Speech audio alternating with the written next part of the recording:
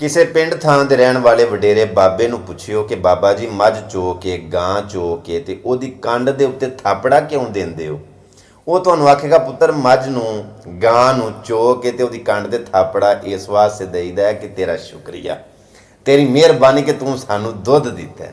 ਮੈਂ ਹੈਰਾਨ ਹਾਂ ਇਸ ਗੱਲ ਤੋਂ, ਅੱਜ ਦੇ ਦੌਰ ਦੇ ਵਿੱਚ ਬੰਦਿਆਂ ਨੂੰ ਚੋਹ ਵੀ ਲੈਂਦੇ ਨੇ ਤੇ ਸ਼ੁਕਰੀਆ ਵੀ ਨਹੀਂ ਅਦਾ ਕਰਦੇ। ਉਹ ਯਾਰ ਉਹਨਾਂ ਕੋਲ ਮਤਲਬ ਮਕਸਦ ਪੂਰਾ ਵੀ ਕਰ ਲੈਂਦੇ ਨੇ, ਕੱਢ ਲੈਂਦੇ ਨੇ ਆਪਣਾ ਮਤਲਬ, ਤੇ ਥੈਂਕ ਯੂ ਵੀ ਨਹੀਂ ਆਉਂਦੇ। ਐਸਾ ਦੌਰ ਆ ਗਿਆ, ਐਸਾ ਟਾਈਮ ਆ ਗਿਆ ਕਿ ਸ਼ੁਕਰੀਆ ਆਂਦਿਆਂ ਬੰਦਿਆਂ ਨੂੰ ਮੌਤ ਪੈਂਦੀ।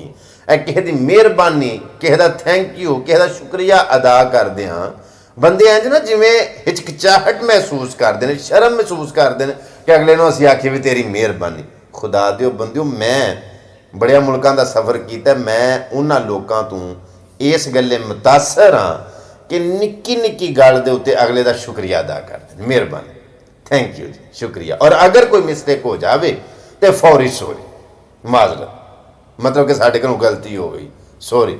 ਇਹ ਨਿੱਕੀਆਂ ਨਿੱਕੀਆਂ ਚੀਜ਼ਾਂ ਜਿਹੜੀਆਂ ਨੇ ਸ਼ੁਕਰੀਆ ਵਾਲੀਆਂ ਇੱਕ ਦੂਜੇ ਦੇ ਨੇੜੇ ਕਰਦੀਆਂ ਨੇ, ਔਰ ਨਿੱਕੀਆਂ ਨਿੱਕੀਆਂ ਚੀਜ਼ਾਂ ਹੀ ਇੱਕ ਦੂਜੇ ਤੋਂ ਦੂਰ ਕਰ ਛੱਡਦੀਆਂ ਨੇ।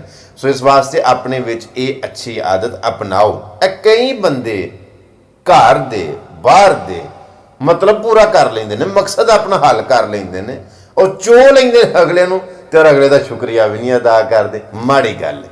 मैं अल्फाज के पर्दों में जिनसे मुखातब हूँ वो जान गए होंगे क्यों नाम लिया जाए। ਜਦੋਂ ਇਸ਼ਾਰਾਤਨ ਗੱਲ ਕਿਸੇ ਨੂੰ ਸਮਝ ਆ ਜਾਵੇ ਤੇ ਫਿਰ ਖੋਲ ਖੋਲ ਕੇ ਵਜ਼ਾਹਤ ਕਿਉਂ ਕਰਨੀ ਹੁੰਦੀ ਹੈ। ਤੇ ਸਿਆਣੇ ਆਂਦੇ ਨੇ ਕਿ ਜਿਹੜਾ ਗੁੜ ਦਿੱਤਾ ਮਰ ਜੇ ਨਾ, ਉਹਨੂੰ ਜ਼ਹਿਰ ਦੇਣ ਦੀ ਲੋੜ ਨਹੀਂ ਫਿਰ ਹੁੰਦੀ। ਮੈਂ ਇੱਕ ਬੜੀ ਅਹਿਮ ਟਿਪ, ਬੜਾ ਸੋਹਣਾ ਨੁਸਖਾ ਤੇ ਕੁਲੀਆ ਦੇਣ ਲੱਗਾ, ਬੜੇ ਗੌਰ ਦੇ ਨਾਲ ਸੁਣਿਓ ਜੇ। ਅੱਜ ਅਗਰ ਤੁਹਾਨੂੰ ਚੰਗਾ ਨਾ ਲੱਗਾ ਤੇ ਜ਼ਿੰਦਗੀ ਦੇ ਕਿਸੇ ਟਾਈਮ ਤੇ ਤੁਹਾਨੂੰ ਮੇਰੀ ਗੱਲ ਯਾਦ ਆਏਗੀ ਕਿ ਅਵੈਸ ਨੇ ਨੁਸਖਾ ਦਿੱਤਾ ਸੀ ਤੇ ਫਜ਼ੂਲ ਨਹੀਂ ਸੀ, ਬੇਕਾਰ ਨਹੀਂ ਸੀ, ਵਾਕਈ ਠੀਕ ਆਖਿਆ ਸੀ। ਗੌਰ ਨਾਲ ਗੱਲ ਸੁਣਿਓ ਜੇ, ਗੱਲ ਚੰਗੀ ਲੱਗੇ ਤੇ ਅੱਗੇ ਸ਼ੇਅਰ ਜ਼ਰੂਰ ਕਰਿਓ ਜੀ। ਮੇਰਾ ਮਸ਼ਵਰਾ ਇਹ ਵੇ ਕਿ ਜ਼ਿੰਦਗੀ ਆਸਾਨ ਗੁਜ਼ਾਰਨ ਦਾ ਬਿਹਤਰੀਨ ਕੁਲੀਆ ਨੁਸਖਾ ਇਹ ਵੇ ਕਿ ਜਿੰਨੀ ਤੁਹਾਡੀ ਆਮਦਨੀ ਹੈ ਨਾ, ਆਪਣੀ ਉਸ ਆਮਦਨੀ ਦੇ ਵਿੱਚ ਹੀ ਗੁਜ਼ਾਰਾ ਕਰਨਾ ਸਿੱਖੋ, ਆਪਣੀ ਉਸ ਆਮਦਨੀ ਦੇ ਵਿੱਚ ਹੀ ਮੈਨੇਜਮੈਂਟ ਕਰਨਾ ਸਿੱਖੋ। ਜਿੰਨੀ ਤੁਹਾਡੀ ਸੈਲਰੀ ਹੈ, ਜਿੰਨੀ ਤੁਹਾਡੀ ਇਨਕਮ ਹੈ, ਉਸ ਹਿਸਾਬ ਦੇ ਨਾਲ ਤੁਸੀਂ ਆਪਣੇ ਖਿਲਾਰੋ।